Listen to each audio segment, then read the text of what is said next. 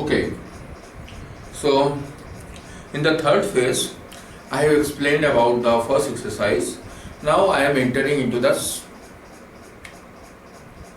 next exercise. Here in the next exercise, you will find that they are asking you to solve the questions not without using formula, but using formula. Why it is required? You have come to know that for finding the compound interest or amount without using the formula, first of all we are finding the interest in the first year, that one we are added, finding the amount for the first year, that amount will go carry forward for the second year's principal, again we are finding interest and then adding, and amount we are finding, and that amount will be the principal for the third year. It will go like that. But suppose suppose they are asking you find the amount after 6 years, so in that case you will have to take the lengthy calculation, first year's amount, second year's amount, third, so long procedures. So now one formula has been generated, and by using that formula you can find the amount directly. Yes, for that purpose, what I have done, I have actually taken some shortcut procedures this time. I have not written, I have written this one earlier, and then afterward I am going to explain directly from the board. Please cooperate and try to understand what I have written here. I am going to explain also, right, that what way the formula been generated and how will you going to use that one, I will explain later on. First of all, try to understand that what the say suppose the principal is P. I have told you that what we are going to do, I am going to find the amount, and for that one formula has been generated here. First of all, the principal is, say suppose P. This amount you have, this particular thing, so you have taken a loan from a bank. This is P, and the rate of interest on this particular condition, the rate of interest is R%. Now I am going to find out the amount for the first year. For that I am finding the interest. Rate of interest is R, that is R%, R by 100 into P. R by 100 into P is the interest. And what will be the amount then? That year's principal plus this interest. Are you getting? And P, if we take out common from here, then what is left here? P being taken out common. So this one will become 1. P being taken out common, so only R by 100 is left. So this first year's amount is P into 1 plus R by 100. Now let us go for the second year. In the second year, the principal amount is P last year's amount. Last year amount will be the principal. So P into 1 plus R by 100. Right? And then I am going to find the interest on this particular principal, which is equal to R% of P into 1 plus R by 100 principal amount. R%, remove this percentage sign, that is R by 100, and this full things I am writing here. In spite of P writing at the front, I have written only the difference is P I have written at the last. So now this will be the interest for second year. If it is the interest, then what will be the amount for the second year's? Second year's principal amount, that is P into 1 plus R by 100, plus this interest is coming here. Are you getting? Now what I am going to do, P into 1 plus R by 100, P into 1 plus R by 100, this full and this full being taken out common. This full if we take out common from the first terms, what is left here? 1. This full if we take out common from the second terms, then the R by P into 1 plus R by 100 has been taken out common, then R by 100 is left. So I am finding that P into 1 plus R by 100, P into 1 plus R by 100. 1 plus R by 100 is for 2 times, so I have written here 2. So this is the amount it is coming for the third year. A simple calculations only. Please go through it nicely. Okay, one by one, take the calculations by writing yourself and then find out the amount. Now this amount will be the third year's principal. This amount for third year. This amount will be the third year's principal, P into 1 plus R by 100 whole raised to 2. Now let us find the amount. Amount means third year's amount. Amount means this principal plus the interest. Interest means R percentage, that is R by 100 of this principal amount. Are you getting? Now P into R plus R by 100 whole power 2, P into R by 100 whole power 2 being taken out common. So from the first term, if we take out common this full, how much it is left? 1. And this has been taken out common, R by 100. And this particular things which has been taken out common, I have written here. So I am finding that amount for the third year is P into 1 plus R by 100 whole raised to 2 into 1 plus R by 100. If we are going to, because their bases are equal, so power added, it is here power 2, here it is power 1, so power added, so it is 3. So one similarities I am finding that the amount after first year P into 1 plus R by 100 power 1 is coming.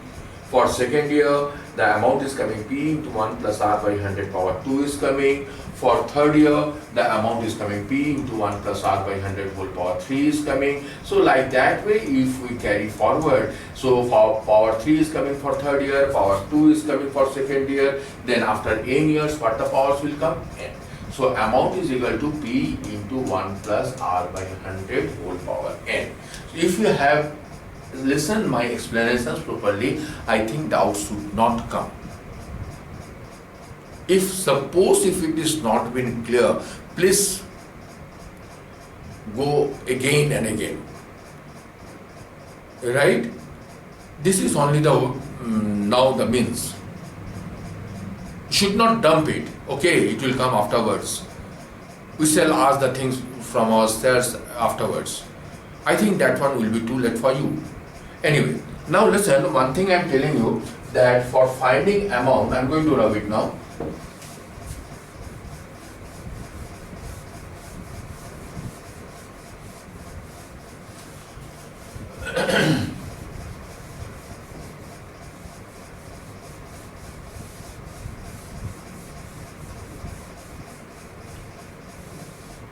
So for finding the amount, I have given you a formula, that is P into 1 plus R by 100 whole raised to n. Here I am finding that few variables are there. What are that variables? A, P, R and n. Okay, don't think that always the people will going to ask you finding the A. 3 will be given to you, you will have to find the fourth one. And you should not think that always they are asking you to find A.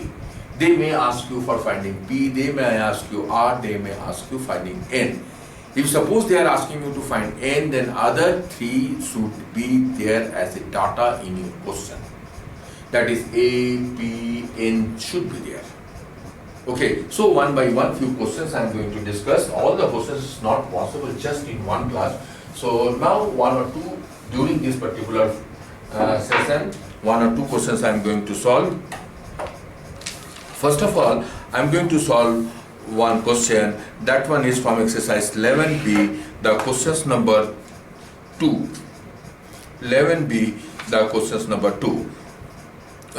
What is actually the title of the question? By using formula, it is given here. By using formula, find the amount and the CI. Amount and CI only you have to find. Amount and CI you will have to find. I have taken one question randomly, that the question number 2.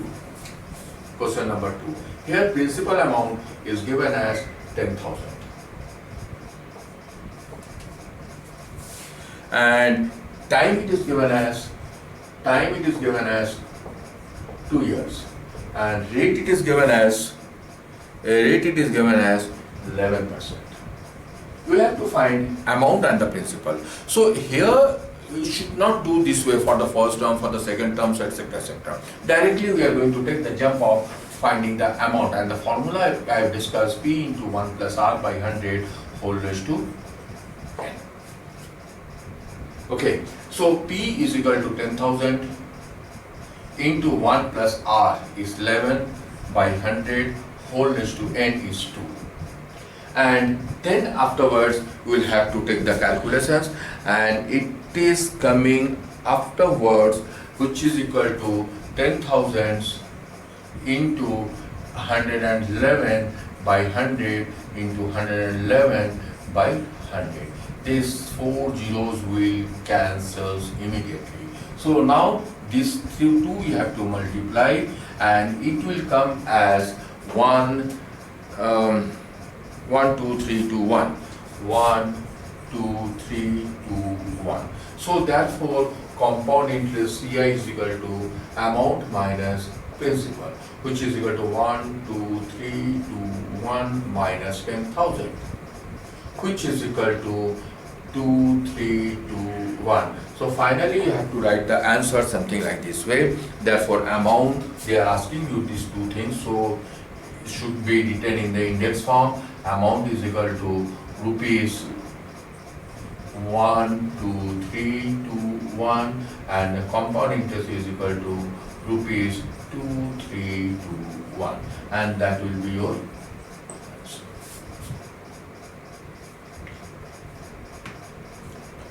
Okay, so this is my 4th sessions, that is 3rd and 4th I am going to post together.